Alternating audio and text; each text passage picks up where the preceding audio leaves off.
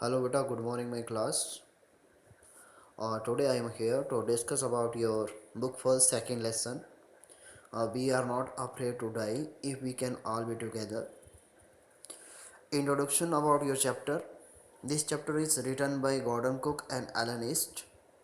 The story is about 37-year-old businessman who is the narrator of the story. He has a wife named Mary and two children, Jonathan, aged 6, and Susanna, aged 7. He and his wife both dream of a voyage around the world on their ship Waywaker, which is a 23-meter long and 30-ton wooden hull, just like that of the famous Captain James Cook. The whole family started sailing from Plymouth, England on July 1976. The initial phase of the 3-year long journey was from Africa to Cape Town. It was pleasant while heading east along with two newly hired crewmen. Strong waves hit them and their survival became a question. The story tells us about how they fought each day and survived till the end. Lesson. Your first paragraph. In July 1976, my wife Mary, son Jonathan, daughter Susanna, and I set sail Plymouth, England to duplicate the round the world voyage made 200 years earlier by Captain James Cook.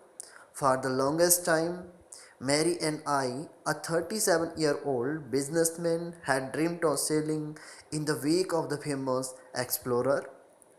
And for the past 16 years, we have spent all our leisure time honing means sharpen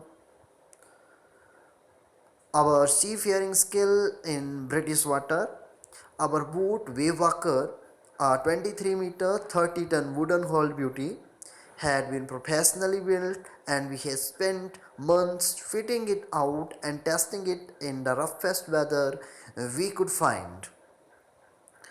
Explain of this paragraph, the narrator 37-year-old businessman along with his wife Mary and two children, Jonathan age 6 and Susanna age 7, went on a voyage on their ship in July, trip around the world just like the one that had been completed 200 years ago by the famous Captain James Cook. The narrator and his wife spent 16 years improving their seafaring skills. They got a ship built professionally, a 23-meter long, 30-ton heavy wooden hull and called Waywaker. They took several months to test it in the roughest of weather. Your next paragraph.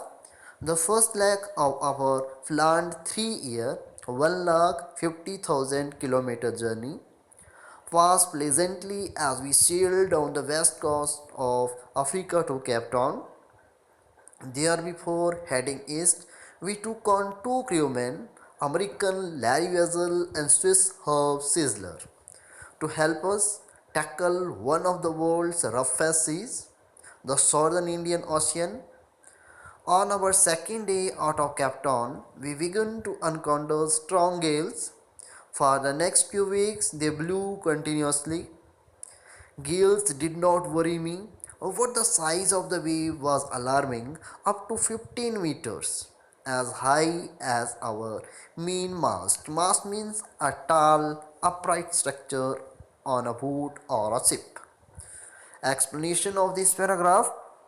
Initial phase, the beginning phase of 3-year long journey of 1,50,000 passed pleasantly. They sailed down the west coast of Africa to Cape Town.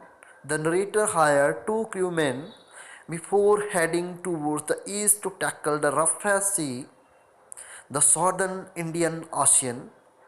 Their names were Larry Weasel, an American, and Herb Sizzler, a Swiss. On the second day in Cape Town, The encounter a strong wind which continued for several weeks.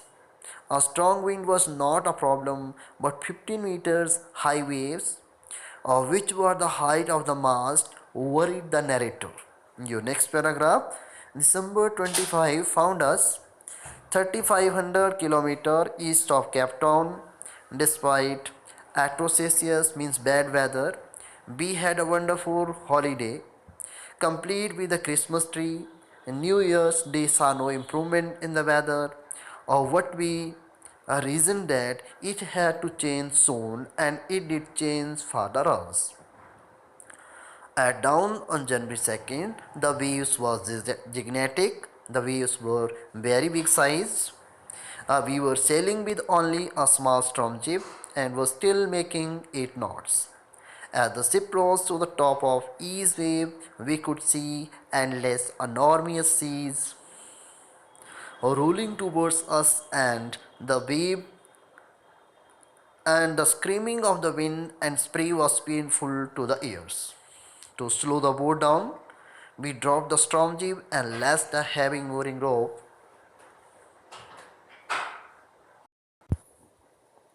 A strong wind was not a problem, but 15-meter high waves, which were the height of the mast, worried the narrator. Your next paragraph, December 25 found us 3,500 kilometers east of Cape Town. Despite atrocious weather, we had a wonderful holiday complete with the Christmas tree. And New Year's Day saw no improvement in the weather, or what we reasoned that it had to change soon, and it did change for the worse. Down on January 2nd, the waves were gigantic. We were sailing with only a small storm jib and were still making 8 knots. As the ship rose to the top of each wave, we could see endless, enormous seas rolling towards us, and the screaming of the wind and spray was painful to the ears. To slow the boat down, we dropped the storm jib and lashed the heavy mooring rope in a loop across the stern. Then we double lashed everything, went through our life raft drill, attached lifelines, donned oilskin and life jackets, and waited. On December 25, they had traveled 3,500 kilometers east of Cape Town. They celebrate Christmas together despite the bad weather. The weather remained the same till New Year's Day, but they hoped for it to change soon. The weather conditions worsened. On the early morning of January 2, the waves were very huge. They were sailing with a small storm jib at a speed of 8 knots. When the ship was sailing with the huge waves, they could see the huge sea in front of them. The noise of the waves and strong wind was painful for the ears. They dropped the storm jib to slow down the ship and hit a heavy mooring rope across the back part of the ship in a loop. They lashed everything with double force. They put on their oilskin and life jackets, attached lifelines, and went through the life raft drill and withdrew. Next paragraph.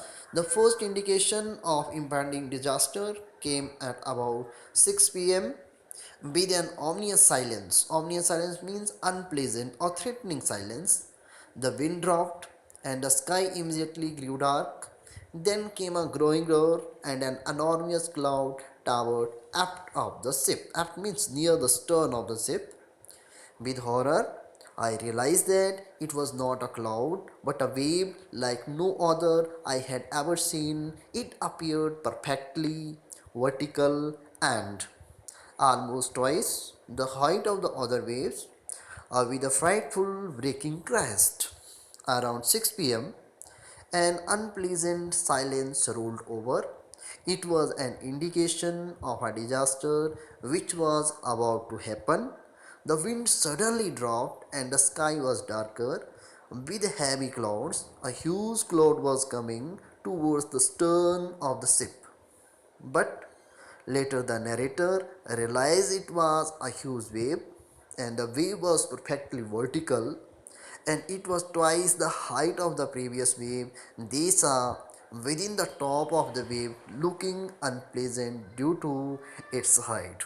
Okay, that is your today's lecture, and thank you and have a nice day. See you for tomorrow, your next lecture.